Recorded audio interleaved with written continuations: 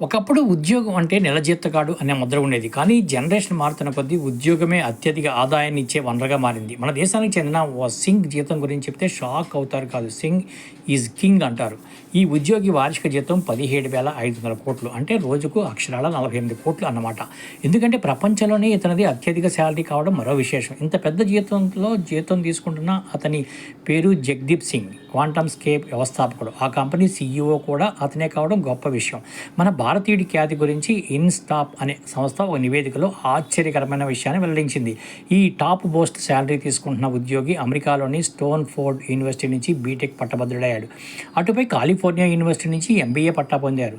జగ్దీప్ సింగ్ 14 ఏళ్ల క్రితం సాధారణ ఉద్యోగి. ఆయన 2020లో క్వాంటమ్ స్కేప్ కంపెనీ స్థాపించారు. అప్పటి నుంచి సింగ్ ఈజ్ కింగ్గా మారాడు. ప్రపంచవ్యాప్తంగా ఎలక్ట్రిక్ కార్ల తయారీకి అవసరమయ్యే టెక్నాలజీని జగ్దీప్ సింగ్ కంపెనీలో పనిచేసే ఉద్యోగులే డిజైన్ చేస్తుంటారు.